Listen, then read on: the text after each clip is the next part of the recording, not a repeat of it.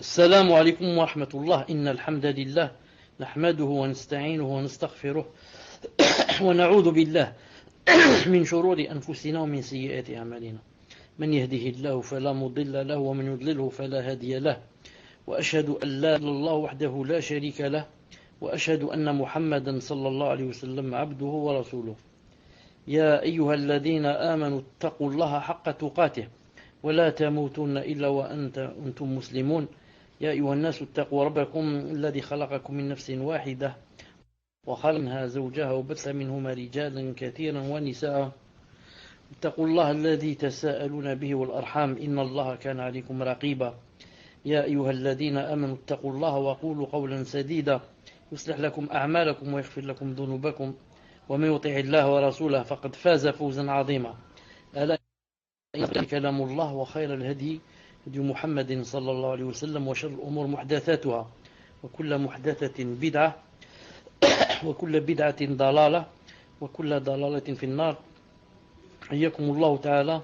En cette soirée du samedi 28 Rabi' al-Thani 1435 de l'Hégire, correspondant 1er mars 2014, bi'idhnillahi ta'ala. Donc aujourd'hui, Inch'Allah, c'est le 41e cours du livre de Cheikh Fawzan Hafidahullah Ta'ala, le dogme du monothéisme. Le titre d'aujourd'hui, bi'idhnillahi subhanahu wa ta'ala, c'est, vous saviez que le grand titre c'était quoi? C'était d'abord ce que l'on doit croire à l'égard du messager, alayhi salam, de sa famille et de ses compagnons. C'était quoi? C'était le 5e chapitre. D'ailleurs, 5e chapitre. Ensuite, nous on a, alhamdoulilah, enseigné le premier sous-chapitre. Aujourd'hui, Inch'Allah Ta'ala, c'est le 2e sous-chapitre. Fi wujubi ta'atihi sallallahu alayhi wa sallam wal iqtida'i bihi. C'est-à-dire l'obligation de lui obéir sallallahu alayhi wa sallam et de le prendre comme modèle. Cheikh al-Fawzan hafidahullah ta'ala a dit il faut obéir au prophète sallallahu alayhi wa sallam en pratiquant ce qu'il a commandé et en abandonnant ce qu'il a interdit. Je répète, il faut obéir au prophète sallallahu alayhi wa sallam en faisant quoi? En pratiquant ce qu'il a commandé et en abandonnant ce qu'il a interdit. Ceci est exigé par le témoignage qu'il est le messager d'Allah Azza wa Jal. C'est-à-dire nous, lorsqu'on fait shahada, qu'est-ce qu'on dit? Je témoigne qu'il n'y a de vraie divinité qu'Allah Azza wa Jal, et je témoigne que Muhammad alayhi salam est son messager.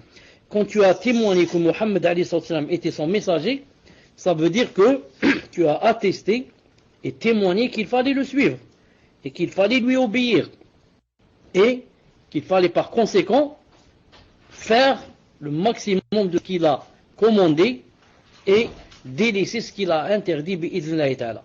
D'autant plus qu'Allah Azza wa Jal a ordonné de lui obéir dans de nombreux versets qui associent quelquefois l'obéissance au prophète sallallahu alayhi wa sallam à l'obéissance d'Allah Azza wa Jal.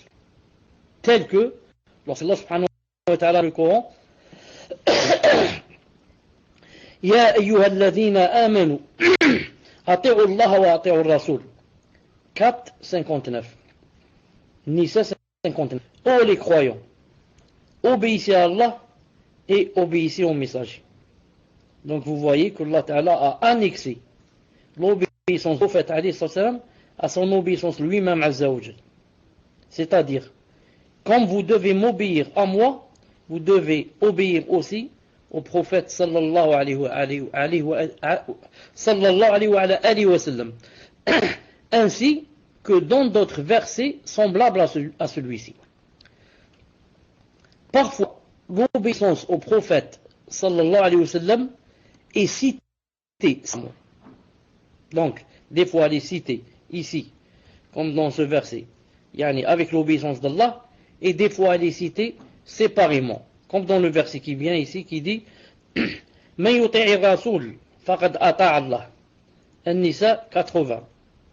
quiconque obéit au messager, obéit certainement à Allah Azza wa Jal. Ici, Allah Ta'ala te montre que c'est pas comme dans le verset précédent, obéissez à Allah et obéissez au messager. Non. Ici, il te dit que quand tu obéis déjà au messager, ça veut dire que tu as obéi à Allah. Absolument. Absolument. Sans jamais d'exception. À chaque fois que quelqu'un obéit au messager sallallahu alayhi wa sallam, ça veut dire qu'il a obéi en même temps à Allah Azza wa Jal. طيب. Et aussi comme dans ce verset, وَأَطِيعُوا الرَّسُولَ لَعَلَّكُمْ تُرْحَمُونَ.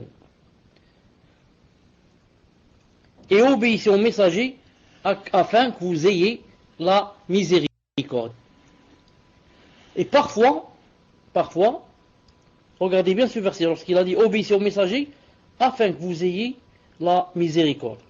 Si tu veux que Allah Azza wa Jal soit miséricordieux envers toi, obéis au messager sallallahu alayhi wa sallam. Donc ce qui montre que lui obéir c'est vraiment être dans un statut vraiment élevé. Et parfois Allah Azza wa Jal menace celui qui désobéit au prophète sallallahu alayhi wa sallam, comme dans sa parole. Donc je suis dans la page 200, comme dans la parole lorsqu'il a dit Azza wa Jal فليحذر الذين يخالفون عن أمره أن تصيبهم فتنة أو يصيبهم عذاب أليم. Nour 63. Que ceux donc qui s'opposent à son commandement, c'est le commandement du prophète, alayhi salam, prennent garde qu'une épreuve ne les que ne les atteigne un châtiment douloureux. Subhanallah al-Azim. Là, ce n'est plus un ordre de lui obéir, mais plus grave encore, c'est une menace. Allah Ta'ala menace toute personne qui s'oppose à lui obéir et à suivre son commandement, qu'il lui arrive une de deux choses. Ou bien qu'une épreuve l'atteigne, ou bien qu'un châtiment douloureux ne l'atteigne. Cheikh Fawzan, hafidahullah ta'ala, explique ce verset, il dit, c'est-à-dire qu'ils prennent garde d'être éprouvés dans leur cœur par la mécréance, l'hypocrisie ou l'innovation. Non. Tu ne veux pas suivre le prophète, tu ne veux pas appliquer ce qu'il t'a ordonné, alors prends garde que ton cœur se renverse et que tu deviens mécréant. Ou à la rigueur, prends garde que ton cœur soit scellé, que tu deviennes hypocrite. Ou prends garde, puisque tu ne veux pas le suivre, et par conséquent suivre sa sunna, que tu deviennes un innovateur. Que tu deviennes un innovateur. Il a dit, ou alors, deuxième châtiment, alors, dans la vie présente, par un douloureux châtiment. Comme il a dit en haut, ou que les atteigne un châtiment douloureux. Attention, le fait que tu désobéisses au prophète sallallahu alayhi wa sallam, qu'il t'arrive un douloureux châtiment, comme le fait d'être tué, ou emprisonné, ou par d'autres punitions immédiates, qui peuvent arriver, bi'idhnillah subhanahu wa ta'ala. De plus, Allah Azza wa Jal a fait de l'obéissance au prophète sallallahu alayhi wa sallam et de son suivi une cause de son amour pour son serviteur et de son pardon de ses péchés. Allah Ta'ala dit dans le Coran, قل كنتم تحبون الله إن كنتم تحبون فاتبعوني يحببكم الله ويغفر لكم ذنوبكم والله غفور رحيم. Sourate Ali Imran 31. Dis, ya Muhammad, dis-leur, si vous aimez vraiment Allah Azza wa Jal, alors suivez-moi. Si vous me suivez, Allah vous aimera et vous pardonnera vos péchés, car Allah est pardonneur et miséricordieux. Si vous aimez vraiment Allah, suivez-moi. Toute personne qui dit quoi? Qui dit que j'aime vraiment Allah Azza wa Jal, on ne doit pas la croire, jusqu'à ce qu'on voit quel est son suivi. Puis le prophète sallallahu alayhi wa sallam ou bien suit une autre personne, ou bien suit ses tentations. Toute personne qui dit j'aime Allah subhanahu wa ta'ala et ne suit pas le prophète sallallahu alayhi wa sallam, on dit d'elle c'est une menteuse. Car Allah ta'ala a mis comme condition, si vous aimez vraiment Allah, suivez le prophète sallallahu alayhi wa sallam, suivez-moi. Donc, toute personne qui croit, qui dit j'aime vraiment Allah et ne suit pas le prophète sallallahu alayhi wa sallam, on lui dit espèce de menteur, tais-toi, lis le verset suivant. Non, c'est ce verset. Toute personne, si vraiment elle aime Allah Azza wa Jal, elle doit suivre le prophète sallallahu alayhi wa sallam. Et toute personne, alhamdoulilah, qui suit le prophète, qu'est-ce qu'elle aura comme résultat et comme que va lui donner Allah Azza wa Jal? Allah vous aimera alors et vous pardonnera vos péchés. Donc, en suivant le prophète sallallahu alayhi wa sallam, premièrement, c'est une preuve que tu aimes Allah subhanahu wa ta'ala, et deuxièmement, tu gagneras qu'Allah t'aimera et te pardonnera vos péchés. Subhanallah al-azim. Il a, Cheikh Fawzan, hafidahullah ta'ala, dit, il a également fait de l'obéissance au prophète sallallahu alayhi wa sallam une guidée et de sa désobéissance un égarement. Aussi de l'obéissance au prophète alayhi wa sallam une guidée a fait de sa désobéissance un égarement. Allah Ta'ala dit dans le Coran وَإِن تُطِيعُوهُ تَهْتَدُوا تُطِيعُوهُ تَهْتَدُوا Sourate An-Nur 54. Et si vous lui obéissez, vous serez bien guidé. Et si vous lui obéissez, vous serez bien guidé. Quiconque obéit au prophète sallallahu alayhi wa sallam, il a ce résultat et cette rétribution que Allah subhanahu wa ta'ala non seulement le guidera, mais le guidera bien. On va comprendre, vous ne m'entendez pas, je demande aux autres de confirmer. Est-ce que c'est vrai ou c'est seulement chez Ibn al-Qayyim? Je dis, alhamdoulilah. Donc là, Allah a dit, et si vous lui obéissez, vous serez bien guidé. Donc personne qui lui obéit sera bien guidé. Je sors et je reviens. Malgré les petites coupures, je sors et je reviens, Inch'Allah. Salam alaykum. Allah Ta'ala a dit, et si vous obéissez au prophète sallallahu alayhi wa sallam, vous serez bien guidé. Donc je comprends que si j'obéis au prophète alayhi wa sallam, alhamdulillah, je n'ai pas peur de quoi? De l'égarement, car je suis bien guidé. Et je comprends aussi quoi? Que quiconque ne suit pas le prophète sallallahu alayhi wa sallam, c'est une personne qui est dans l'égarement. Car Allah Ta'ala a dit, si vous obéissez au prophète, vous serez bien guidé. Ce qui veut dire que si vous lui désobéissez, vous serez égaré. C'est très simple et clair. Si vous lui obéissez, vous serez bien guidé. Si vous lui désobéissez, vous serez dans l'égarement. Vous serez dans l'égarement. Et la preuve aussi, que celui qui lui n'obéit pas sera dans l'égarement, c'est le verset qui vient. Allah Ta'ala a dit, فَإِنْ لَمْ يَسْتَجِيبُوا لَكَ فَاعْلَمْ أَنَّمَا يَتَّبِعُونَ أَهْوَاءَهُمْ وَمَنْ أَضَلُّ مِمَّنِ اتَّبَعَ هَوَاهُ بِغَيْرِ هُدًى مِنَ اللَّهِ إِنَّ اللَّهَ لَا يَهْدِي الْقَوْمَ الظَّالِمِينَ. Al-Qasas 50. Mais s'ils ne te répondent pas, dans le sens de ne t'obéissent pas, sache alors que c'est seulement leur passion qu'ils suivent. Et qui est plus égaré que celui qui suit sa passion sans une guidée d'Allah? Allah vraiment ne guide pas les gens injustes. Donc, qu'a dit Allah Ta'ala? Il a dit que quiconque lui obéit sera bien guidé, dans le verset précédent. Et dans ce verset, il a dit, quiconque ne lui obéit pas, ne répond pas, c'est-à-dire à sa demande, alors c'est quelqu'un qui suit ses passions. Alors, sache alors que c'est seulement leurs passions qui suivent. Et qui est plus égaré que celui qui suit sa passion? Donc c'est un égaré. Il n'y a pas plus égaré que lui. Donc on prend de ce verset que, il y a deux choses.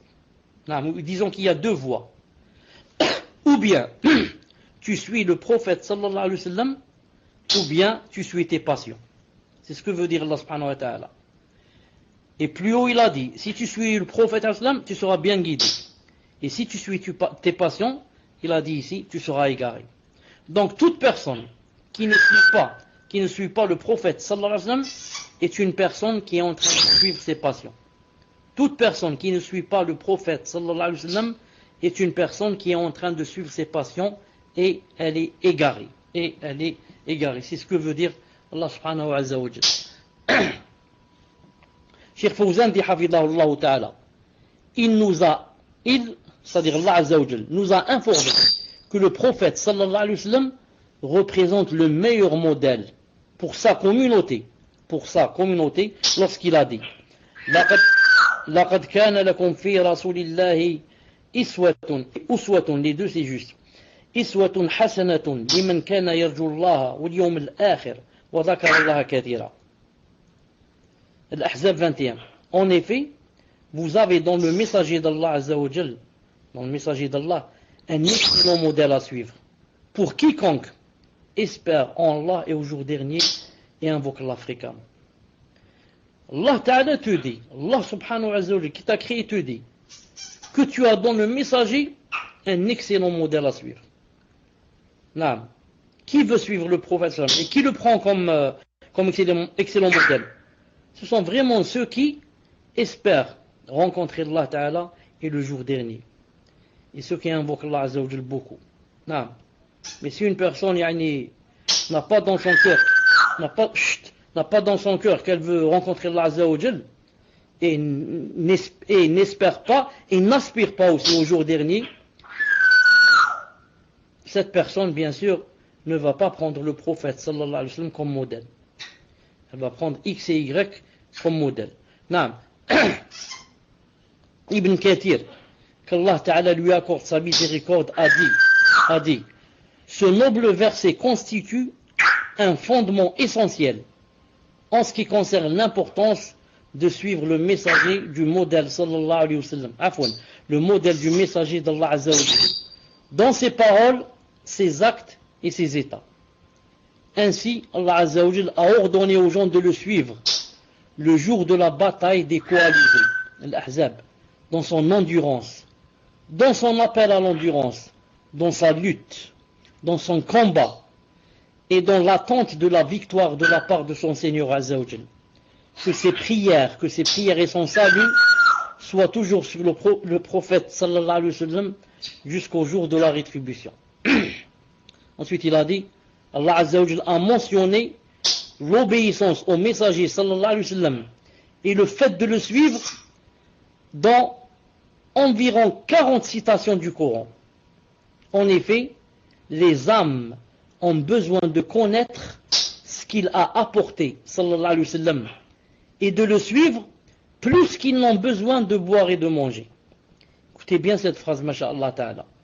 Écoutez bien cette phrase. Les âmes, nos âmes, ont besoin de connaître le prophète alayhi salam et ce qu'il a apporté comme législation et de le suivre, ont besoin de le suivre, nos âmes ont besoin de le suivre plus qu'elles n'ont besoin, nos âmes, de boire et de manger.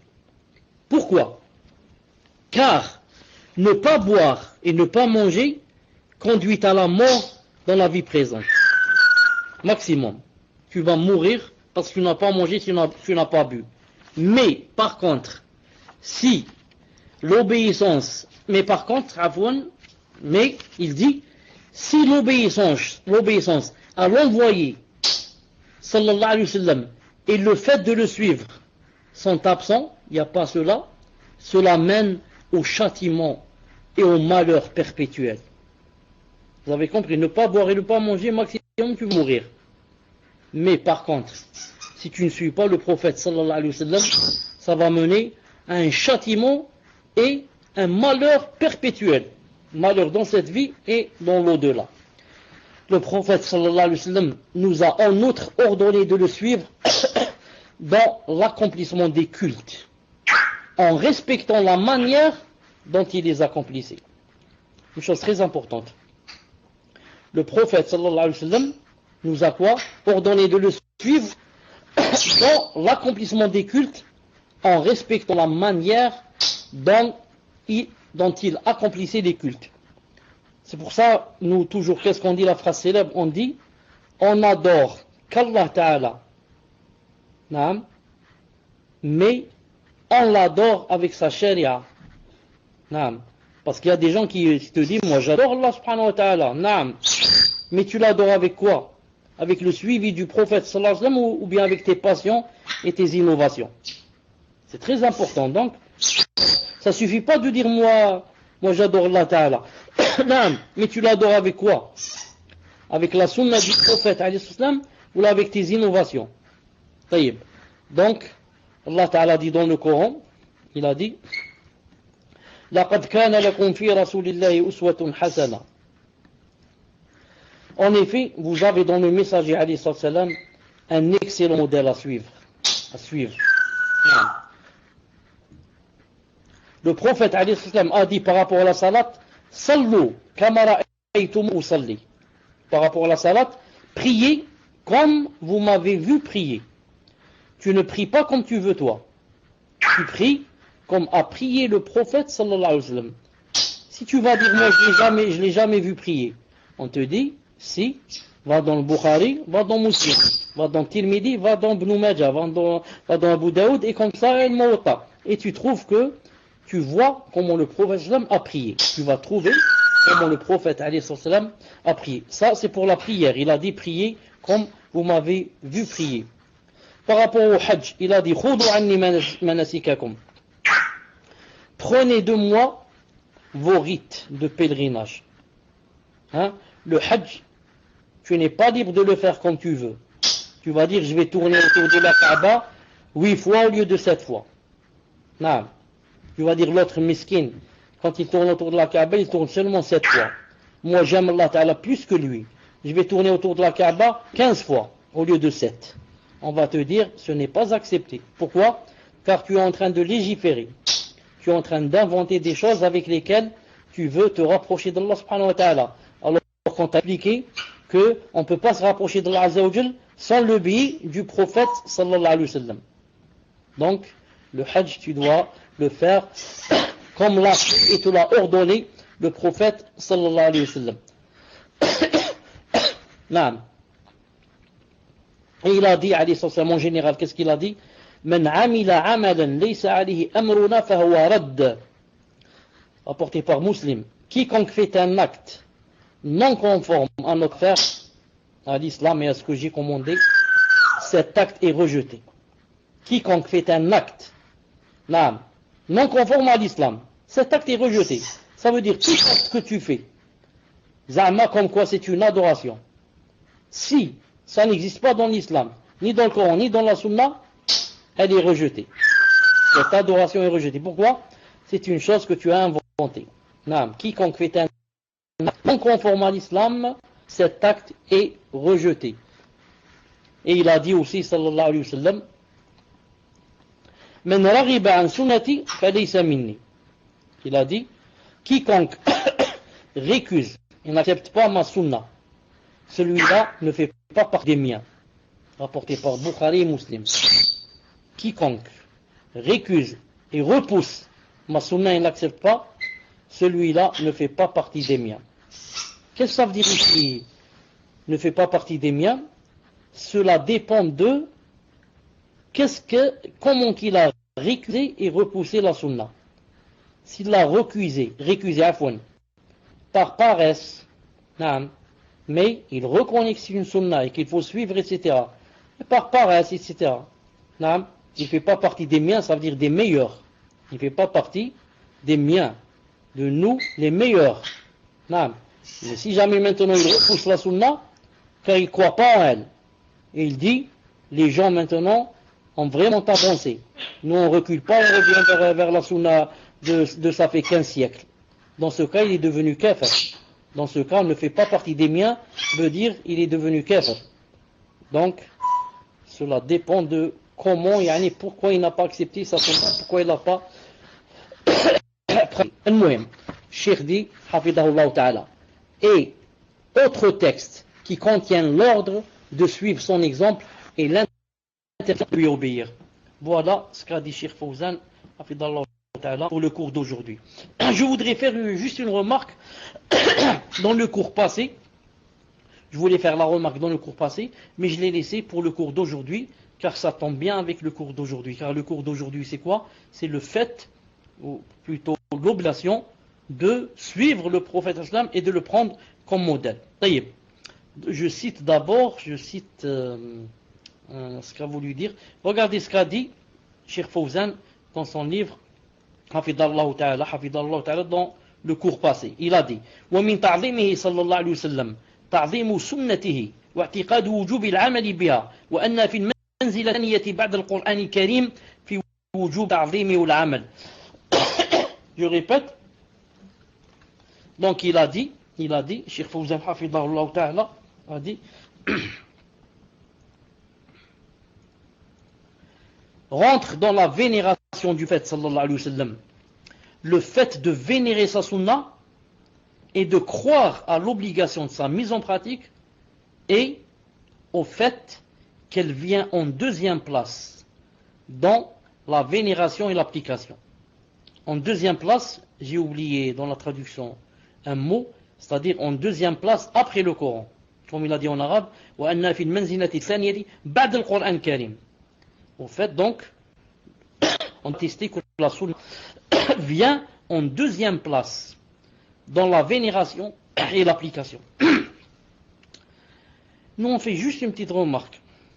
Quand il a dit elle vient en deuxième place, sunna, elle vient en deuxième place après le Coran, dans la vénération, ça c'est vrai. Mais quand il a dit dans l'application, ça peut comporter quelques problèmes et ça peut donner à quoi? Ça peut donner à certains des choubouhats. Pourquoi? Pourquoi? Je vais vous dire pourquoi. Certains, comme Cheikh Al-Albani rahimahullah, ont dit la sunna par rapport à son application, elle vient en même temps que le Coran et non pas en deuxième place. Qu'est-ce que ça veut dire? Ça veut dire, si tu dis que la sunna vient en deuxième place par rapport à l'application, ça veut dire, quand je veux appliquer, je commence par le Coran. Je cherche. Si je ne trouve pas dans le Coran la chose, je passe à la sunna. Ça veut dire que si je trouve dans le Coran, c'est pas la peine d'aller, car la sunna vient en deuxième place. Cheikh Al-Albani dit non. Ça c'est faux. Les deux marchent ensemble. Car la sunna explique le Coran, etc.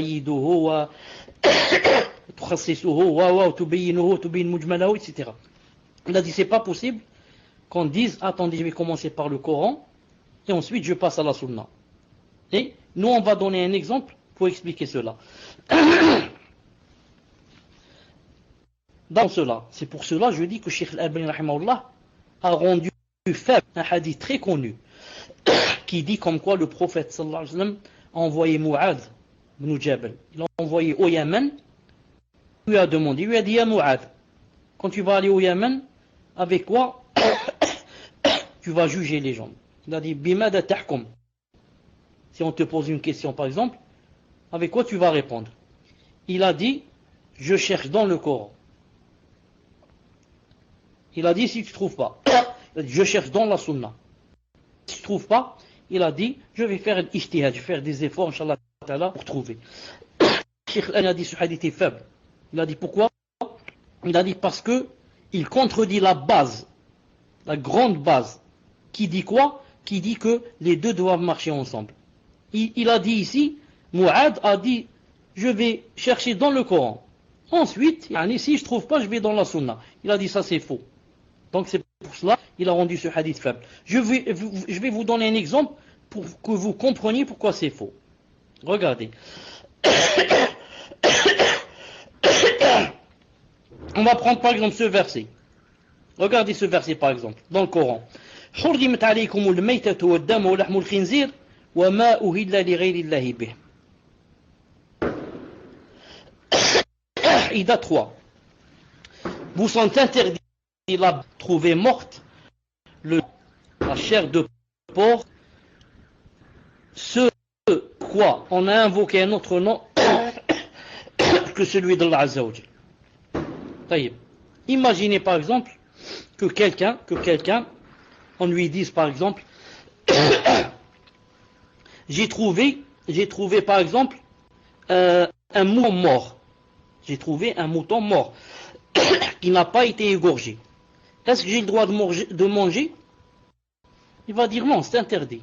Et va nous citer le verset. Il va nous dire, Allah Ta'ala dit dans le Coran, vous sont interdits la bête trouvée morte. Et toi, tu as trouvé le mouton mort. Donc, tu n'as pas de le manger. Taïb. Je lui dis, est-ce que c'est possible de manger une sauterelle? J'ai trouvé une sauterelle morte. Est-ce que c'est possible de la manger? Ou bien, dis-moi, Barakallahu, j'ai trouvé un poisson mort. Un poisson, j'ai trouvé sur le sable, pas dans l'eau. Sur le sable mort. La mer vient de le rejeter. Est-ce que je le mange? Il va nous dire non. Voilà, c'est. Vous sont interdits d'être trouvés mortes. Donc, classe, c'est interdit de manger tout ce qui est mort. Non. Et, donc, il ne se base pas sur la sunna. Pourquoi? Parce qu'on commence par le Coran d'abord. S'il ne trouve pas, il va chercher dans la sunna. Alors que dit la sunna? Le prophète a dit, d'après le hadith d'Abdullah ibn Omar, أحلت لنا ميتة ودما. الميتة والجراد والدمان الكبد والطحال. Il nous a été permis de manger deux sortes de bêtes mortes et deux sortes de sang. Les deux bêtes mortes, le poisson et la sauterelle. Et les deux sortes de sang, le foie et la rate. Hadith très bon, jayid. Voir le Mishkat de Sheikh Al-Albani 4132. Donc, il nous a été permis de manger deux sortes de bêtes mortes, d'animaux morts. C'est quoi? Le poisson et la sauterelle. Et toi, en se basant donc sur le Coran, tu dis je commence d'abord par le Coran, s'il n'y a pas, je passe à la sunna. Dans le Coran, il y a que c'est interdit de manger toute chose morte. Si par contre, tu avais vu dans les deux à la fois, le Coran et la sunna à la fois, tu aurais dit attention, il y a un hadith. Et ce hadith, comme on dit en arabe, yukhassis. Yani, le verset qu'on a cité, que Allah Ta'ala interdit toute bête morte, est général. Et ce hadith est yani, khas. Et, comment on dit le fait, il n'est pas général, disons, il restreint le verset. Naam. Il a fait une exception verset spécifique. Barakallahu fik. Il est spécifique. Il a fait sortir deux animaux du verset. Des bêtes mortes. Il a dit ces deux bêtes mortes sont permises. Le poisson et la sauterelle. Tu trouves un poisson mort, tu le manges. Tu trouves une sauterelle morte, tu la manges. Donc c'est une preuve quoi? Qu'on doit regarder dans les deux à la fois. Et non pas seulement dans le Coran, et si je ne trouve pas, je vais à la Sunna. C'est pour ça que le prophète sallallahu alayhi wa sallam a dit dans un hadith, écoutez ce hadith, ce qu'il a dit, ألا إني أوتيت الكتاب ومثله معه ألا يوشك رجل شبعان على أريكته يقول عليكم بهذا القرآن فما وجدتم فيه من حلال فحلوه وما وجدتم فيه من حرام فحرموه وإنما حرم رسول الله كما حرم الله ألا لا يحل لكم الحمار الأهلي. Regardez ce hadith. Toujours dans le Mishkat de Sheikh Al-Albani et authentique, numéro 163. Il a dit, sallallahu alayhi wa sallam, attention que je ne trouve quelqu'un qui, après avoir beaucoup mangé, repu, mangé sur son divan, et quand je lui dis quelque chose, je lui donne un ordre ou une indication, qu'est-ce qu'il va dire? Il va dire, nous trouvons dans le Coran. Ce que nous y trouvons d'illicite, nous le déclarons illicite. Il a dit, alayhi wa sallam, sachez que j'ai reçu le Coran et son équivalent avec. Je n'ai pas reçu seulement le Coran. Le Coran et son équivalent avec. Son équivalent, c'est la Sunna. Attention, c'est son équivalent. Attention, tu vas dire, il y a le Coran, il vient de la Sunna. Attention, c'est son équivalent. Certes, il a dit, ce que le messager d'Allah déclare illicite est identique à ce que Allah Ta'ala déclare illicite. La même chose. Quand je vous dis c'est illicite, ça veut dire Allah Ta'ala a dit aussi illicite. Ensuite, il a dit, sachez que vous sont interdits l'âne domestique. Carnassier parmi les animaux, et le hadith est encore long. À la fin, qu'est-ce qu'il a dit? Sachez que vous sont interdits de manger l'âne domestique. C'est-à-dire, les ânes, il y a deux sortes. Il y a l'âne domestique et l'âne sauvage. L'âne sauvage, comment il s'appelle? Le zèbre. Et l'âne domestique, vous le connaissez, celui qu'on trouve à la campagne. Autrefois, les deux étaient licites. Ensuite, il a dit à l'islam, sachez que l'âne domestique est interdit. Maintenant, si tu peux manger le zèbre, c'est tout, pas l'âne. Taïb. Maintenant, l'âne, si on va prendre la règle 2, on commence par le Coran. Est-ce qu'il y a un verset dans le Coran qui dit que l'âne c'est interdit? Il n'y a pas. Je peux savoir. L'âne, c'est un animal qui ressemble au cheval, un peu plus court, bien sûr. Pourquoi je le mange pas alors que le cheval se mange? Le cheval se mange. Hadith dans le Bukhari. Pourquoi je mange pas l'âne? C'est pas l'âne. Et pourtant, le hadith est clair. Il a dit l'âne est interdit. Donc si je vais suivre seulement le Coran, je vais dire l'âne, peut-être que ça se mange. Donc j'espère que vous avez compris, Inch'Allah Ta'ala, ce que j'ai voulu dire. Et cette remarque, bi'idnillah ta'ala, très importante, bi'idnillah ta'ala. Subhanakallahumma bihamdik, ashhadu an la ilaha illa ant, astaghfiruka wa atubu ilayk. Et il y a un oiseau ici devant moi qui n'a pas cessé de faire de manger. Il faut voir aussi lui, s'il se mange, lui ne mange pas. S'il se mange, je vais maintenant l'égorger et le dîner. On va voir. Cherchez-nous dans les fêtes, voici le perroquet se mange ou pas. Tout à l'heure, Inch'Allah. Salam alaikum wa rahmatullah wa barakatuh. Est-ce qu'il y a du son?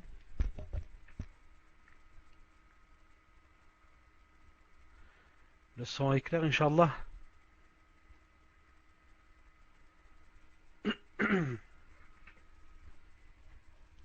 Cheikh, est-ce que vous m'entendez?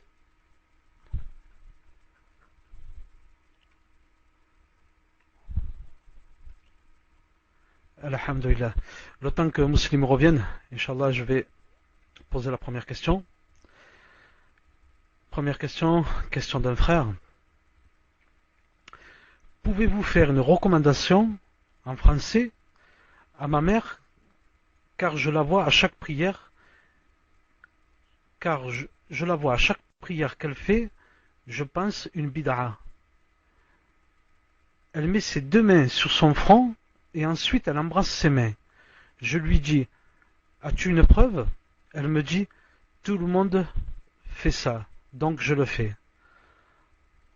Voilà, en fait le frère il demande si vous pouvez faire nasiha à sa mère pour lui expliquer qu'en fait c'est Allahu a'lam une bid'a. Barakallahu fikum cheikh. Tafaddal. J'ai pas compris ce que fait sa mère. Tfaddal. Elle met ses deux et ensuite elle embrasse ses mains. Allahu a'lam après la salat. Non, j'ai que non. Bismillahirrahmanirrahim wa salatu salam ala ashraf al-mursalin. Ce qu'il y a dans les textes en ce sens, comme quoi quand on affronte sur le front, on embrasse ses mains, ne vient pas du prophète sallallahu alayhi wa sallam dans un hadith authentique.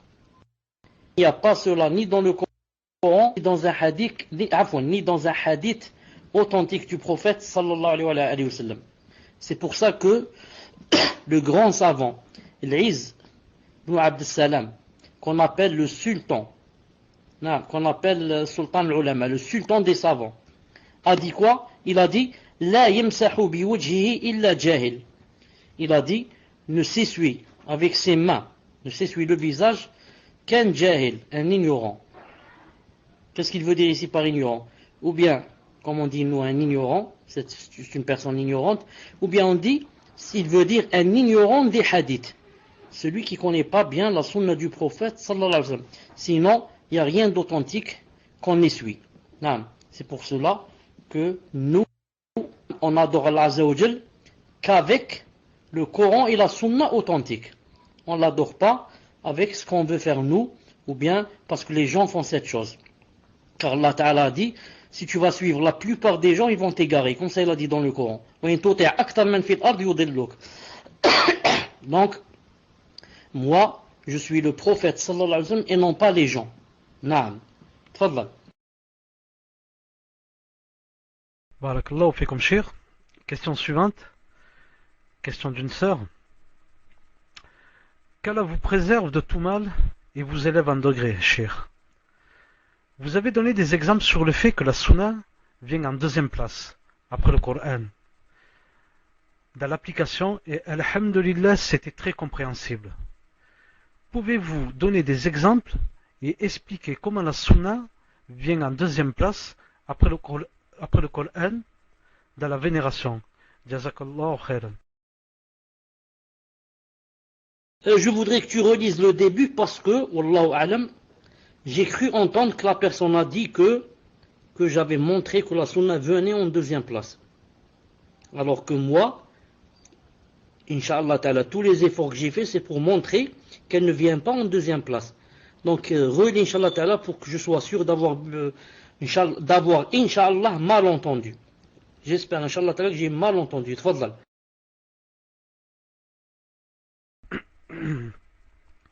Naam Cheikh. Vous avez donné des exemples sur le fait que la sunna vient en deuxième place après le Coran dans l'application et alhamdulillah. Donc c'est dommage, j'ai bien entendu. Je dis, tout ce que j'ai dit, expliqué, c'était pour prouver qu'elle ne venait pas en deuxième place, mais qu'elle marchait en même temps que le Coran. Comme a dit le prophète sallallahu alayhi wa sallam, regardez le hadith qu'il a dit ici. Une seconde, je vais vous le chercher. Je l'ai dit tout à l'heure. Regardez le hadith. Au milieu, qu'est-ce qu'il a dit? Que l'on sache que j'ai reçu le Coran et son équivalent avec. Il n'a pas dit le Coran et ensuite vient la Sunna. Il a dit, ils sont équivalents. Donc j'ai reçu le Coran et équivalent avec. Donc cette personne, Allah Ta'ala, malheureusement, n'a pas bien compris ce que j'ai expliqué. Je voulais expliquer que on ne doit pas laisser la Sunna en deuxième position. On ne doit pas dire je vais chercher d'abord dans le Coran, ensuite je cherche dans la Sunna. Mais on doit chercher dans les deux en même temps. Mieux encore, Imam Ibn Hazm rahimahullah a dit, si jamais tu vas chez un savant, j'ai bien compris qu'elles sont en même place. Alhamdulillah. J'ajoute maintenant une faïda.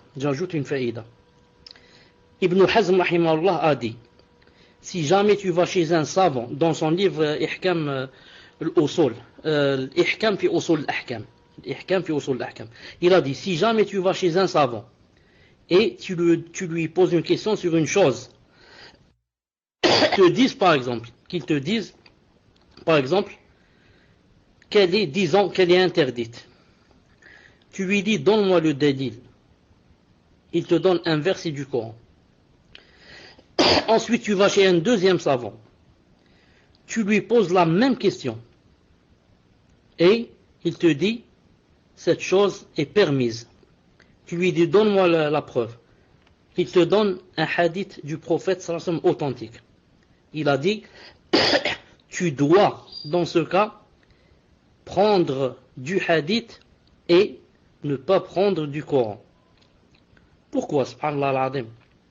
Pourquoi? La parole du prophète sallallahu alayhi wa sallam est supérieure à la parole d'Allah qui est le Coran.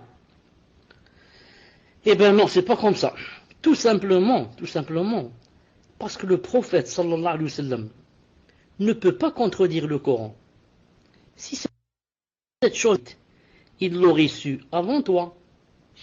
Mais puisque lui, qui non seulement connaît le Coran, mais le Coran est descendu sur son cœur, Naam, a dit que c'était permis, ça veut dire que le verset qui dit que ce n'est pas permis a été abrogé, ou bien spécifié, mukhassas, ou bien ne veut pas dire que c'est interdit.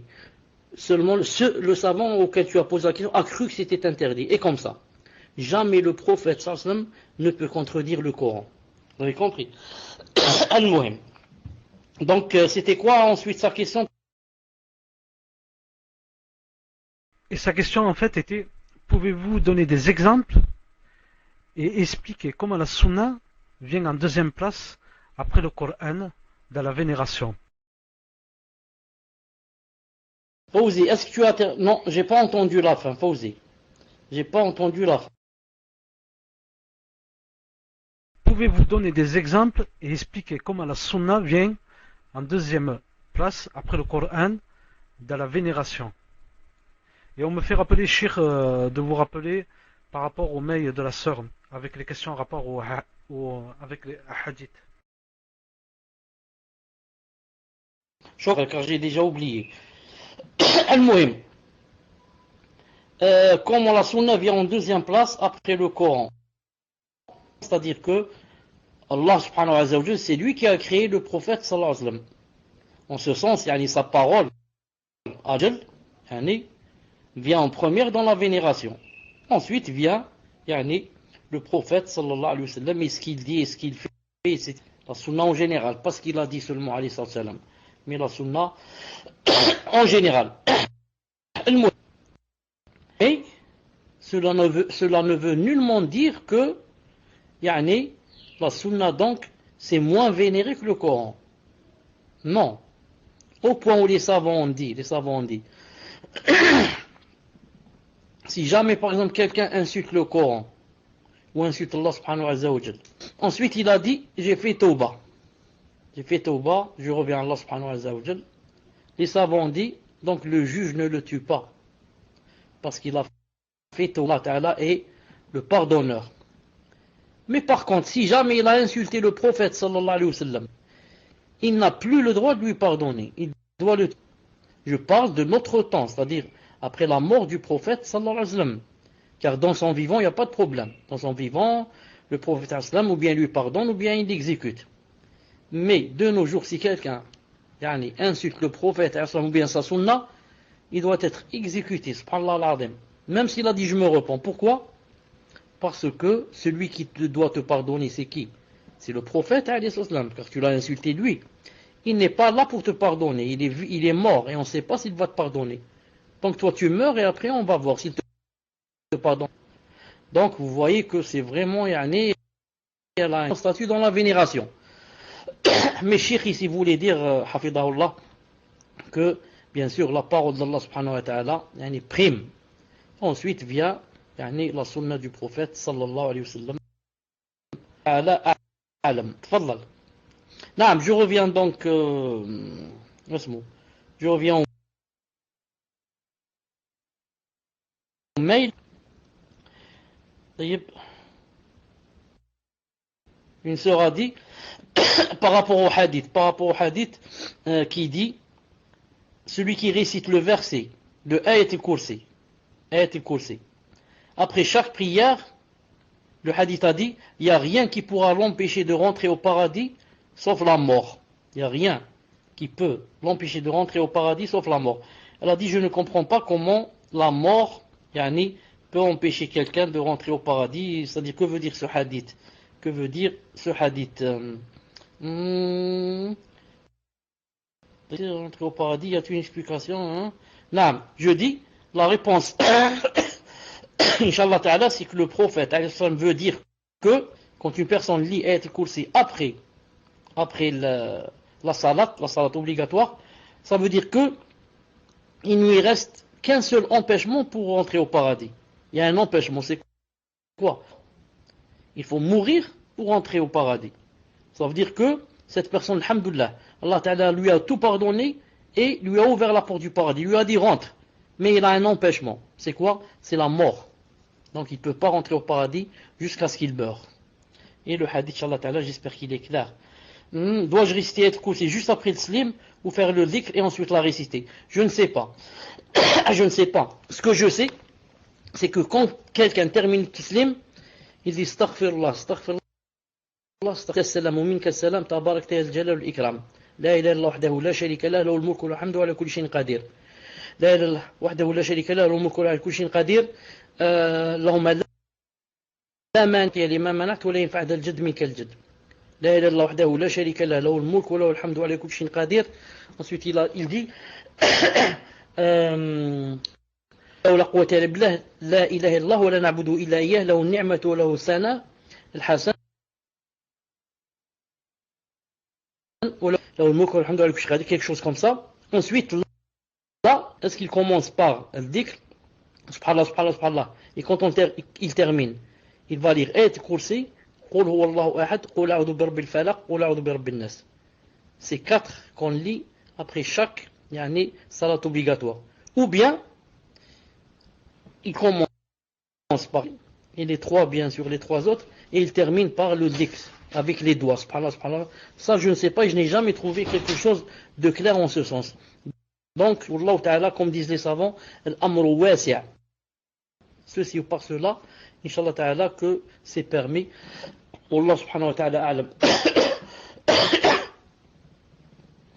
Ensuite, vous m'éclaircir le hadith qui dit quiconque accomplit de nuit ou de jour pour Allah 12 rak'at, Allah lui bâtira une demeure au paradis. Est-ce que ça veut dire que qu'une personne qui a prié les rawatib associés aux prières obligatoires ne doit pas ou ne pourra pas prier la salat de la nuit? Je dis, ce hadith n'a rien à voir avec la prière de la nuit. Ce hadith veut te montrer que il y a 12 rak'at qu'on appelle rawatib et que quiconque les fait, Allah Ta'ala lui construira une maison dans le paradis. C'est tout. Maintenant, la prière de la nuit, c'est autre chose. Si tu peux la faire, tu as des hasanat, tu peux pas la faire, tu es excusé. Mais elle n'a rien à voir avec les rawatib. Naam. Ensuite, Allah fait miséricorde à quiconque prie en 4 unités avant l'asr. Est-il permis à une personne qui fait déjà ses rawatib habituelles d'appliquer cette sunna en plus, sachant que la prière de l'asr n'a pas de rawatib, ni devant ni derrière? Naam. Certains savants ont dit que salat l'asr a des rawatib devant. Et ils ont cité ces 4 rak'at là que je viens on dit que ça de rawatib ni avant ni après, mais c'est bien de prier 4 avant l'asr, comme a dit le prophète sallallahu alayhi wa sallam, rahimallahu mra'an salla arba'an qabla l'asr, que Allah Ta'ala englobe de sa miséricorde une personne qui a prié 4 avant l'asr.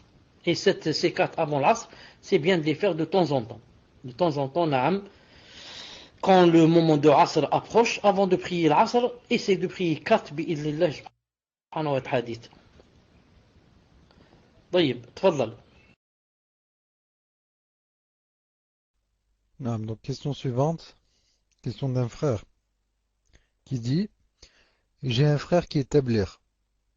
Il vient d'avoir un fils et il va certainement m'inviter pour sa aqiqa. Il va peut-être inviter d'autres amis à lui qui sont tablir. J'aimerais savoir si je dois répondre à l'invitation, sachant qu'il y aura au moins un mubtadi' qui est mon frère. Ahsanallahu ilaykum wa jazakumullahu khayran. Tfadal Cheikh.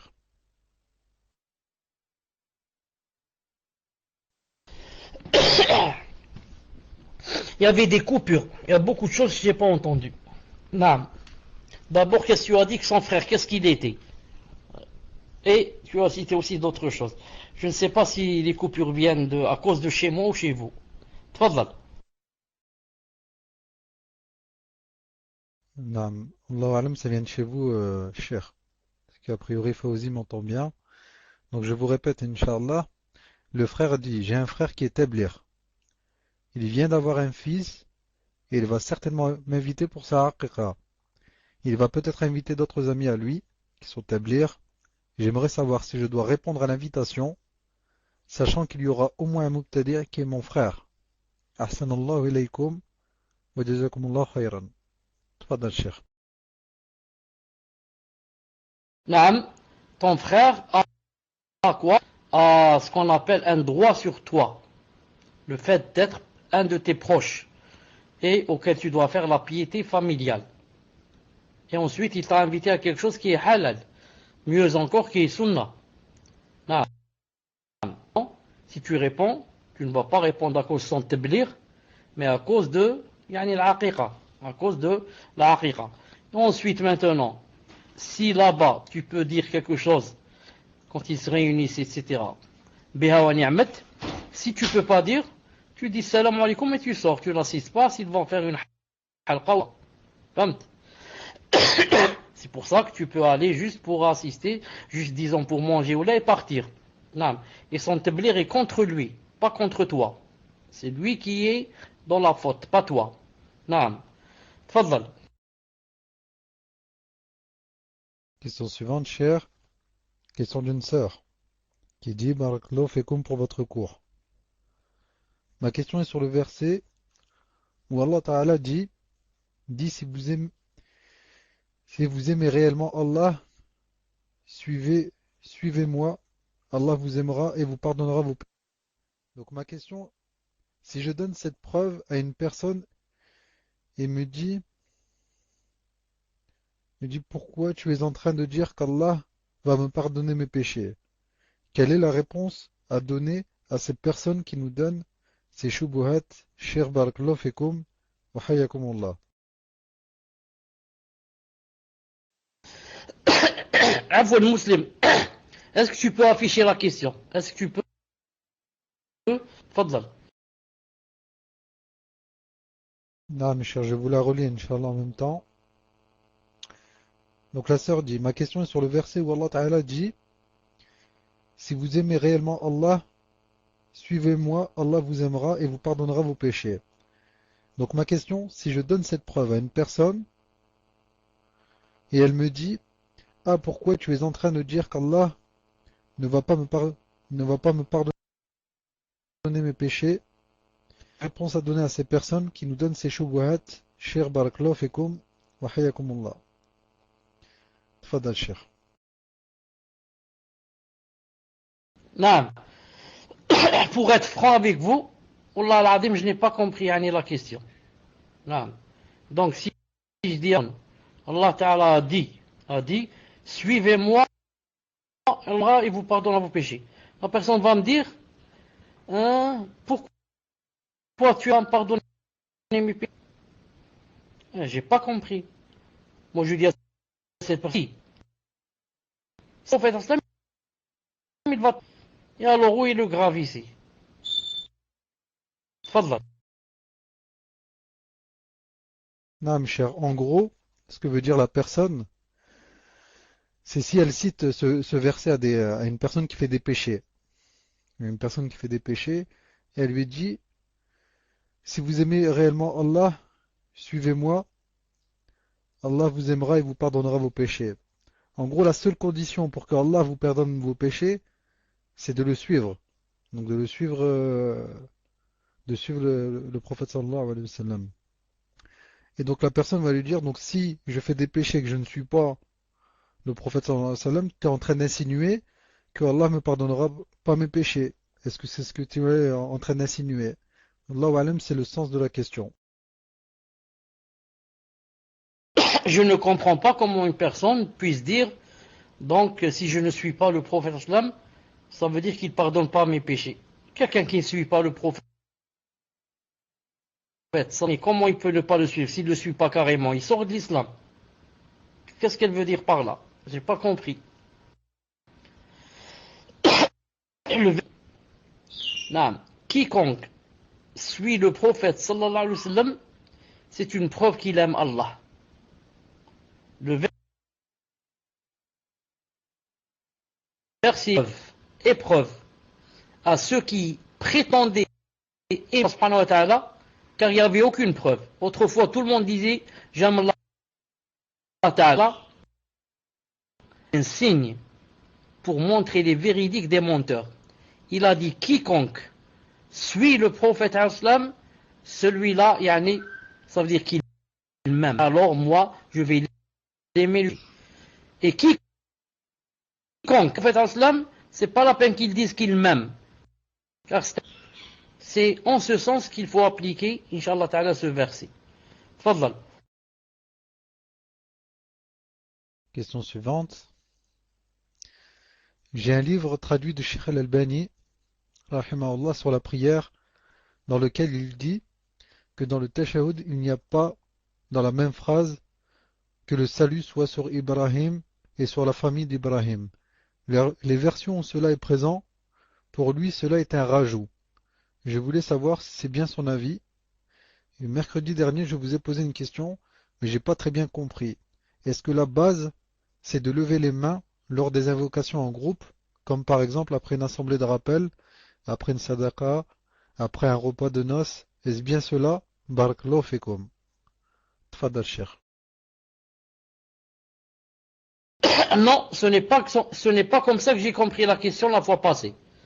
La fois passée, je n'ai pas entendu toutes ces phrases que je viens d'entendre maintenant. C'est-à-dire en groupe, et après un repas, après tout cela, je n'ai pas entendu. Mais j'ai entendu seulement, c'est quoi la sunna dans les doigts. On lève les mains, on ne lève pas. Et j'avais dit que ça se divisait en 3 sortes. Après un repas, après une assise, dans un cours, Salat al-Jumu'ah, tout ça, on ne lève jamais les mains en groupe. Règle générale, on ne lève jamais les mains en groupe. Si je suis seul et je fais des doigts, j'ai le droit, c'est même conseillé de lever les mains pour faire les doigts, si je suis seul. Mais en groupe, non. En groupe, il n'y a pas, on va lever nos mains en groupe et on va les descendre en groupe. Ça, il n'y a pas, bi'idhnillahi ta'ala. Quant à le tashahhud, si c'est possible de répéter ce que tu as dit, Inch'Allah ta'ala. Là, mes chers, je vous répète. Donc le frère ou la sœur dit, j'ai un livre traduit de Sheikh Al-Albani, rahimahullah, sur la prière, dans lequel il dit que dans le tashahhud, il n'y a pas, dans la même phrase, que le salut soit sur Ibrahim et sur la famille d'Ibrahim. Les versions où cela est présent pour lui, cela est un rajout. Je voulais savoir si c'est bien son avis. Tfadal Cheikh.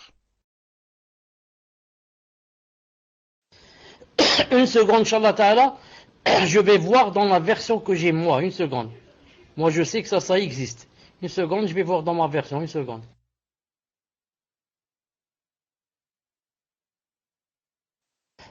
La réponse, il y a. Naam, il y a wa Ali Ibrahim. Ben a dit, cet ajout wa Ali Ibrahim est un ajout. Comme ça il a dit cet ajout est un ajout. اللهم صل على محمد وعلى ال ابراهيم وعلى ال ابراهيم انك حميد مجيد اللهم بارك على محمد وعلى ال محمد كما باركت على ابراهيم وعلى ال ابراهيم انك حميد مجيد. نعم تفضل. Question suivante, question d'une sœur. Chère, une sœur souhaiterait vous poser la question suivante sur la Aqidah. Elle a une ambiguïté à savoir si les anges sont pudiques envers les femmes lorsque celles-ci dévoilent leur aura et donc s'en vont par pudeur. Elle demande cela car elle a appris que lorsque le prophète sallallahu alayhi wa sallam a reçu la révélation et est revenu vers Khadija radiyallahu anha, celle-ci retira son voile et que les anges par pudeur partirent.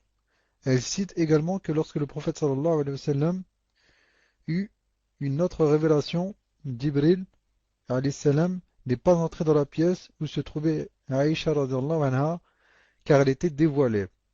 J'ai demandé à la sœur en question ses sources et elle m'a dit qu'elle a trouvé cela dans le livre Mohammed, joyau de la prophétie.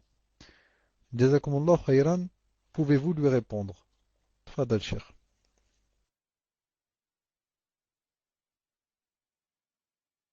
Si c'est possible de répéter le début, seulement le début, peut-être les 2 premières phrases, sinon j'ai entendu la fin. Tfadal.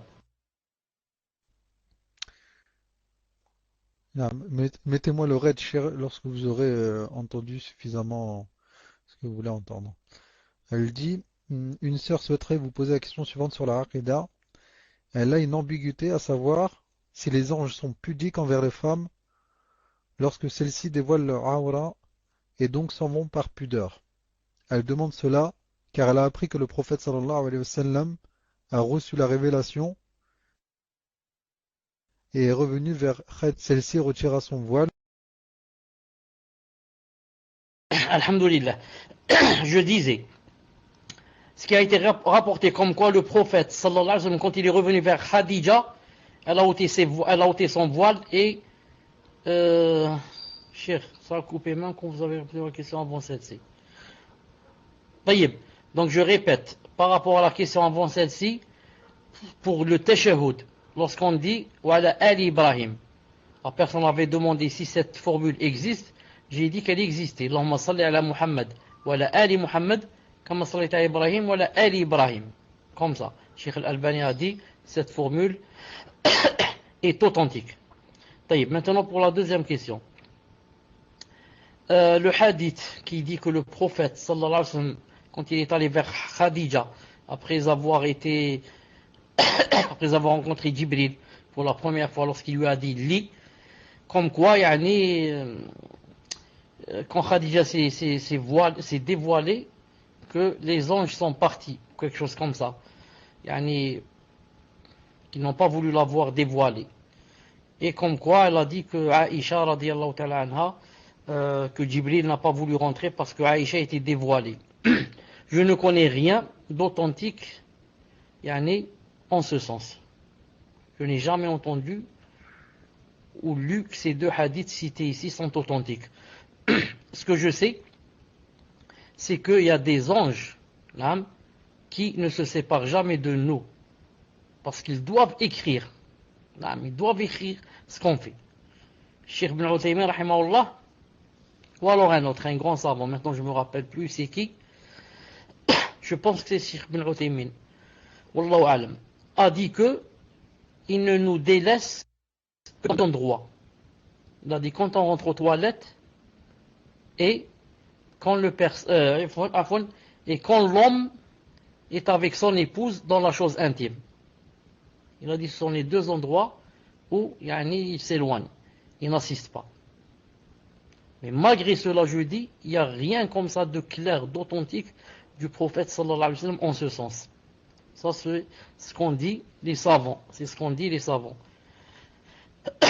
Sinon, les anges qui sont avec nous pour écrire les deux, pour écrire le mal et le bien, comme j'ai dit, ne nous quittent jamais, sauf peut-être comme les deux exceptions ici, pour le rapport et les toilettes. Sinon, les autres anges, chacun sa fonction.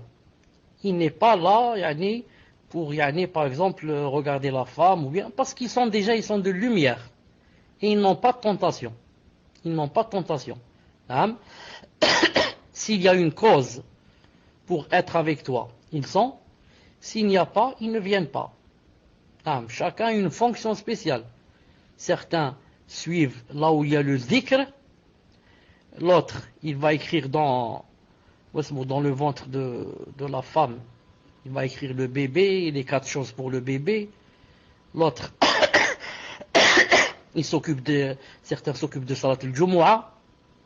Ceux qui rentrent, ils écrivent l'un après l'autre. Certains s'occupent de Salat al-Subh et Salat al-Asr. Et chacun ce qu'il fait.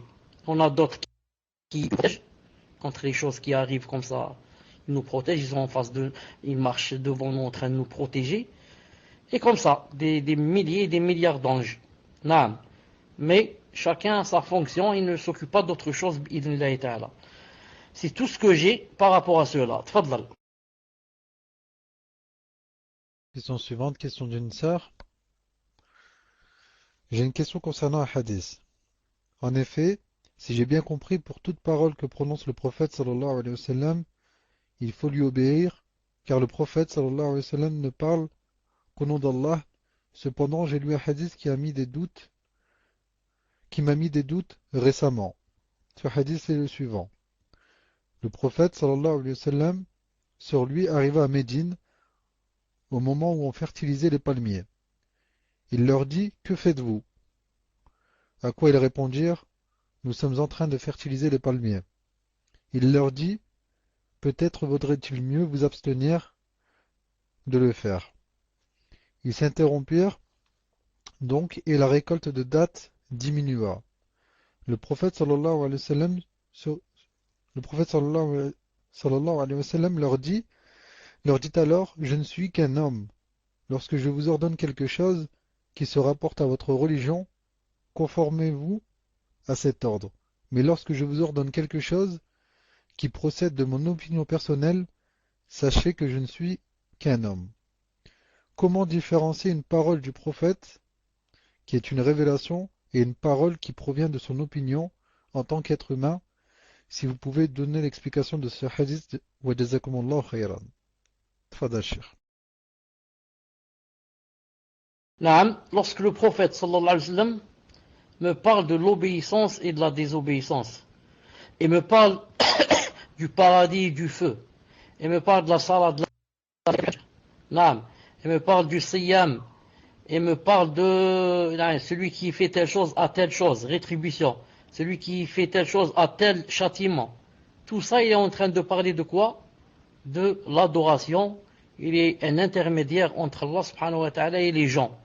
Je dois lui obéir en ce qu'il a enjoint et m'éloigner de ce qu'il a interdit.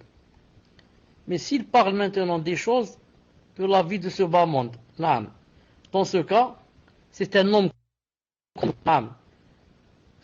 comme nous. Il peut te dire, par exemple, la voiture qui est là-bas.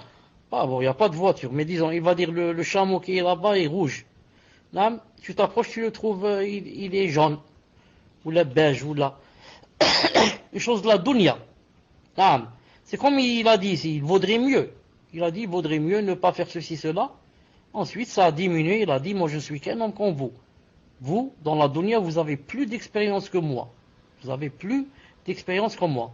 Mais par contre, s'il te dit, fais cette chose, pour avoir le ravissement d'Allah, ou bien ne fais pas cette chose, pour que Allah Ta'ala ne te châtie pas, maintenant, si jamais tu lui obéis pas, c'est un péché que l'on fait. C'est un péché que l'on fait.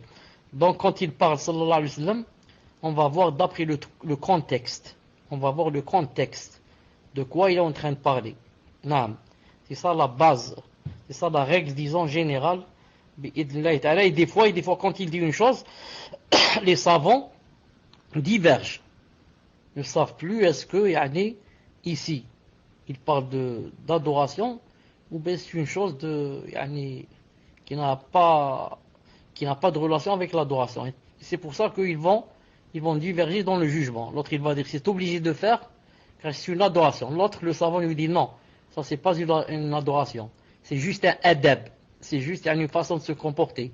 Donc, c'est pas obligé de suivre.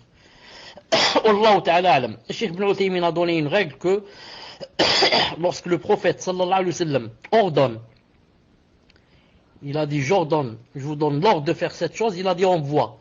Si cette chose a rapport avec l'adoration, ça veut dire c'est obligé. Et si cette chose a rapport avec les adab seulement, le comportement, cet ordre n'est plus un wajib, mais c'est seulement un mustahab, un recommandé. Il a dit la même chose pour lorsqu'il nous ordonne de nous éloigner, lorsqu'il interdit. Il a dit, s'il interdit une chose, on voit. S'il interdit une chose, adoration, on dit c'est haram. Et si c'est seulement un adab, ne faites pas ceci, ne faites pas cela, ne t'assois pas comme ça, ne marche pas comme ça, il a dit c'est seulement donc makruh. Il a dit c'est makruh, c'est-à-dire déconseillé, et c'est pas haram, parce que c'est pas dans l'adoration. Wallahu ta'ala alam. Tfadlal. Question suivante. Une sœur dit, je n'ai pas compris le hadith concernant Ayat al-Kursi. Peux-tu demander à Cheikh de réexpliquer au barakallahu fikum? Tfadal Cheikh. Naam, il n'y a aucun problème, Inch'Allah ta'ala. Le prophète sallallahu alayhi wa sallam a dit, quiconque lit. D'abord, est-ce qu'elle est en train de parler de ce hadith? Est-ce qu'elle est en train de parler de ce hadith? Ou bien elle n'a pas compris où est-ce qu'on lit Ayat al-Kursi? C'est juste après la salat ou bien après l'adkar? De quoi parle-t-elle exactement? Pour que je ne parle pas dans le vide.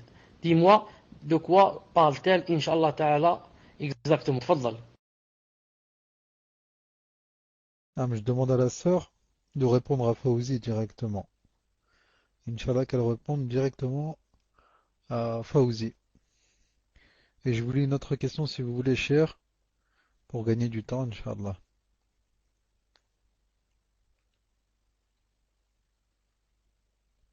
Ah, donc elle a déjà répondu, cher. Tfadal, cher. Le hadith a dit quiconque récite Ayat al-Kursi après la salat, après une salat obligatoire. Taïb. Il a dit ne l'empêchera de rentrer au paradis que la mort. Ne l'empêchera alors de rentrer au paradis que la mort. La personne a dit je ne comprends pas comment la mort peut empêcher quelqu'un de rentrer au paradis. Et moi je lui ai expliqué, je lui ai dit le hadith veut dire que quiconque lit Ayat al-Kursi après avoir fait une prière obligatoire, que ça veut dire Allah Ta'ala lui a tout effacé et lui a ouvert la porte du paradis et il lui demande de rentrer, mais qu'a dit le hadith? Il a dit ne l'empêche que la mort, ça veut dire il a un empêchement. Il ne peut pas rentrer, il est prêt à rentrer, Allah est ravi de lui, il lui a dit rentre au paradis, mais il ne peut pas rentrer. Pourquoi? Il y a un empêchement qui est la mort. Il faut d'abord qu'il meure pour aller rencontrer Allah, pour rentrer au paradis. Il ne peut pas rentrer au paradis en étant vivant. Donc, quand tu lis le Kursi après Salat, Allah Ta'ala t'a pardonné, il t'a dit, t'a permis même de rentrer au paradis. Mais tu ne peux pas rentrer. Pourquoi? Il y a un empêchement. C'est quoi? C'est la mort. Donc, tu dois attendre jusqu'à ce que tu meurs pour rentrer au paradis. Voilà. Si c'est pas clair, je réexplique. Demandez à la sœur si c'est clair ou je réexplique. Il ne faut pas avoir honte et dire d'accord, j'ai compris alors qu'elle n'a pas compris. Si elle n'a pas compris, je réexplique. Inch'Allah Ta'ala. Tfadlal. Ah, Fawzi qu'elle te réponde directement, Inch'Allah. Question suivante. Question d'une sœur. Qu'Allah vous préserve, cher. Un jour, ou plutôt dans un cours dernier, vous aviez cité un hadith qui dit qu'il n'y a pas de prière surérogatoire du lever du soleil à son coucher, hormis les prières qu'on a l'habitude de faire, comme les 2 rak'at de salutation du masjid, celle après le wudu. Je n'ai pas trop compris quel salawat ne peut-on pas faire. Duha rawatib est-ce qu'il rentre dans ce hadith? Tfadal, cher. Salat al-Duha, le hadith est clair. On ne peut pas faire Salat al-Duha jusqu'à ce que le soleil se lève bien. C'est-à-dire, comme dit Cheikh Ibn Uthaymin, rahimahullah, au moins un quart d'heure après le lever du soleil. Et 20 minutes, c'est mieux. Comme on dit le hadith, qadra rumh. Rumh, c'est comme une lance. Il faut qu'il y ait entre la montagne de laquelle le soleil vient de se lever et le soleil qui s'est levé, il faut qu'il y ait, yani, comme une lance, la distance d'une lance. Donc le soleil doit être bien sorti. Il n'est pas encore yani, collé à la montagne. Il y a un vide entre le soleil et la montagne d'une lance. Il a dit Cheikh Ibn Uthaymin au moins un quart d'heure. Donc ça, Duha, c'est clair qu'on ne peut pas prier yani, pendant les moments où c'est interdit de prier. Pas car on doit attendre que le soleil se lève. Et maintenant, quand le soleil s'est levé, on peut faire Salat al-Duha. On peut faire aussi autre chose que Salat al-Duha. Si quelqu'un veut dire maintenant je veux prier 4 ou 2 ou là, il est libre. Elle a dit Salat al-Duha et qu'est-ce qu'elle a dit aussi? Elle a dit les prières, les rawatib. Les rawatib, elles ont un moment spécial. On ne peut pas les décaler de leur moment. Salat al-Fajr, c'est avant quoi? Avant Salat al-Subh. Ou bien, quand le soleil s'est bien levé après Salat al-Duha, on peut rattraper Salat al-Fajr. La sunna du Fajr, si on ne l'a pas faite. Naam. Et les quatre avant Dhuhr, on les fait avant Dhuhr. C'est-à-dire quand c'est le moment yani de Salat al-Dhuhr, c'est-à-dire le soleil vient de quitter le zénith. Au lieu de faire maintenant salat al-dhuhr, je commence par 4. 4 avant dhuhr. Et 2 après dhuhr. Et 2 après maghrib, 2 après isha. Donc on doit les faire dans ces moments-là. Il n'y a pas un autre moment. Naam, tfaddal.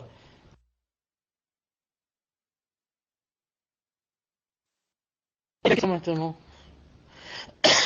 Il y a une question maintenant qui est là en face de moi. Qui dit Senawen Rahi. Toufir, est-ce que c'est possible de réafficher la question, parce que je la cherche, elle est en haut, je ne peux pas arriver. Après les prières obligatoires, une personne a prié par exemple salat al-dhuhr à la maison, seule. Puis-je lever les mains pour faire dua ou pas? La base, c'est que après une prière obligatoire, on ne lève pas. La base. Après une prière obligatoire, on ne lève pas. Mais Cheikh Ibn Uthaymin rahimahullah a dit, et avant lui Ibn al-Qayyim rahimahullah, et avant lui Ibn Taymiyyah rahimahullah, il a dit, si maintenant tu veux lever de temps en temps, même après l'obligatoire, c'est permis. Il a dit, à condition quoi? Que tu ne mettes pas dans ta tête et dans l'intention que ça a une relation avec la salat. Ça n'a rien à voir avec la salat. J'ai terminé la salat, je me suis assis, ensuite je me suis rappelé une chose. Je me suis dit, demain j'ai le bac. Alors je voudrais demander à Allah Ta'ala, et je lève les mains et je dis à Allah, aidez-moi pour le bac, etc. etc. Non, si tu le fais de temps en temps, c'est permis. Mais si tu vas dire que c'est une sunna, à chaque fois que je termine la salat, je lève les mains, je te dis, c'est pas vrai, c'est une bid'a. Si tu crois que ça rentre dans la salat, à chaque fois que c'est un complément pour la salat. À chaque fois que je termine la salat, je lève les mains et je fais dua. Je te dis non, ça c'est pas vrai. C'est bid'a. Mais si tu le fais de temps en temps, pas à cause de la salat, mais tu t'es rappelé une chose, et tu as levé les mains, revenez au livre de Iratat al-Ahfan de Ibn al-Qayyim, il a dit c'est permis. Et Cheikh Ibn Uthaymin rahimahullah, dans Sharh Bulugh al-Maram, il a dit c'est permis. Et si quelqu'un veut que je lui donne la page et le numéro du tome, qu'il me dise seulement et que j'aille dans l'autre chambre lui ramener bi'idlillahi ta'ala, car je l'ai écrit, et non seulement je l'ai écrit, mais encore je l'ai encadré. J'ai dit, car je suis sûr que il y a certains qui vont dire, comment ça, c'est étonnant. On lève la main après salat obligatoire. Allez, qui a dit ça? Montre. Alors je l'ai encadré pour le trouver, Inch'Allah ta'ala, facilement. Naam, tfadlal. Question suivante. Au sahih, l'horloge chère, elle s'est désactivée. Je ne sais pas si c'est volontaire. Allahu alam, il doit rester à peu près 3 minutes puisque c'était à peu près à 22 heures. Une sœur dit, alors voilà, je travaille en maison de retraite en France. Donc elle précise la ville, c'est pas important. Et lors des repas, je dois leur servir de l'alcool ainsi que de la viande qui n'est pas halal. Est-ce que mon argent est licite? Tout en sachant que j'ai déjà dépensé la moitié de cet argent, dois-je rembourser l'argent dépensé? J'ai dépensé cet argent, mais je ne me suis pas posé la question si cet argent était licite ou non. Et je ne travaille pas pour le moment. Khair, Inch'Allah. L'argent qu'il me reste, puis-je en faire un don à des personnes dans le besoin? Puis-je donner à ma famille? Wa jazakumullahu khairan. Fadal Cheikh. C'est interdit de travailler dans un centre pareil. Pourquoi? Parce que tu vas aider les gens à faire le haram. Aider les gens à faire le haram. Et Allah Ta'ala dit dans le Coran, وَلَا تَعَوَنُوا عَلَى الْإِثْمِ وَالْعُدْوَانِ. Et ne vous entraidez pas dans la transgression et le péché.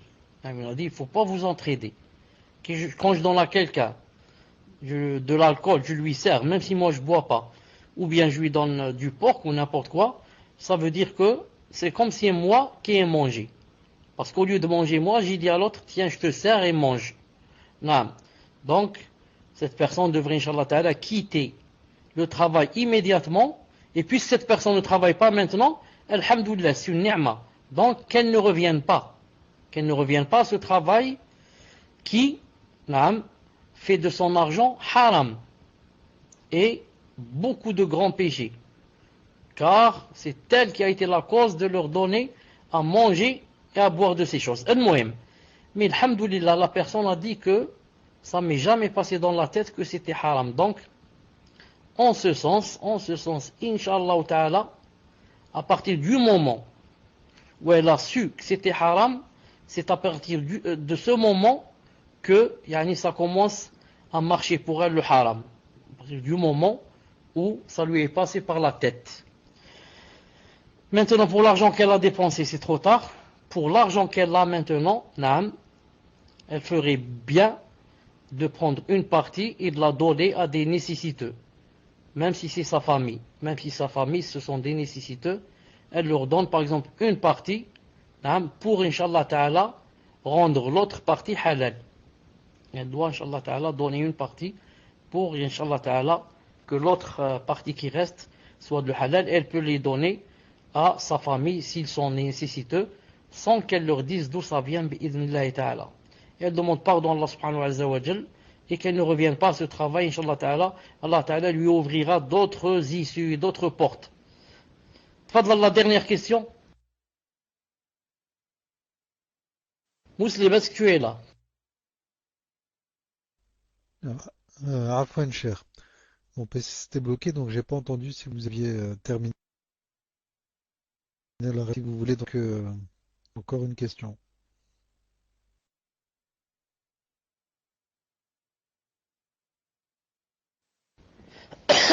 J'ai pas compris, mais s'il n'y a plus de questions, alors tu peux faire la doua de la fin. Tfadlal.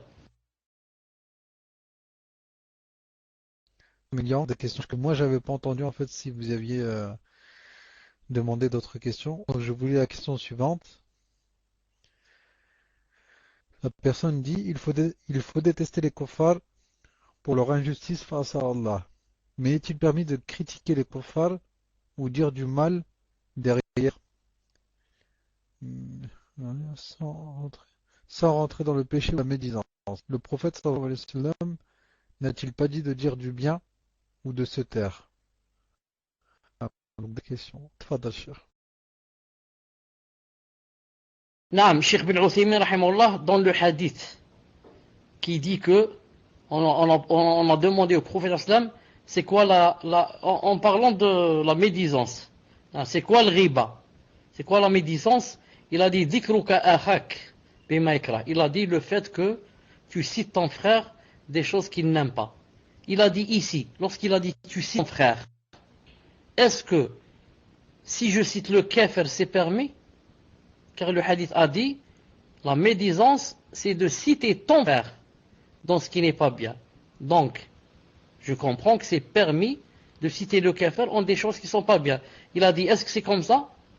Cheikh bin Uthaymin, rahimahullah, c'est lui qui a répondu, il a dit, pour moi, même le kafir, je ne dois pas être injuste envers lui. Si maintenant je le cite pour les choses qu'il fait, qui ne sont pas bien contre l'islam ou bien les dégâts qu'il fait, etc., il a dit c'est permis. Mais il ne me trouve rien à dire. Je commence à parler de mon voisin qui est kafir et de sa femme et de ce qu'il fait, etc. Alors que ce sont des choses familiales qui n'ont rien à voir. Il a dit ça se fait pas. Comme ça il a dit, Cheikh bin Uthaymin. Il a dit même le kafir, il a dit comme ça, il a dit je n'ai pas le droit d'être injuste envers lui. Je n'ai pas le droit de lui faire le zulm, le kafir. Certes, s'il a fait une chose, je le cite. Et je mets en garde contre lui. Je dis attention, celui-là c'est un kafir. Attention, il peut t'emmener à la débauche, ceci, cela. Mais, n'ayant rien à faire, je vais dire, je vais parler sur le kafir parce que c'est un kafir. Non. Je ne dois pas être injuste. Je dois être juste avec tout le monde. Les musulmans et les kuffars. Naam. Voilà, Inch'Allah Ta'ala, pour aujourd'hui. Subhanakallahumma wa bihamdik, shahadu an la ilaha illa ant. استغفرك واتوب اليك السلام عليكم ورحمه الله وبركاته ممكن lundi ou mardi ou dimanche d'ici avant jeudi d'ici avant mercredi ممكن que on se rencontre pour faire des questions-réponses seulement pendant à 20h peut-être demain, peut-être après-demain, peut-être l'autre jour, Inch'Allah ta'ala. Salam alaikum wa rahmatullahi wa barakatuh.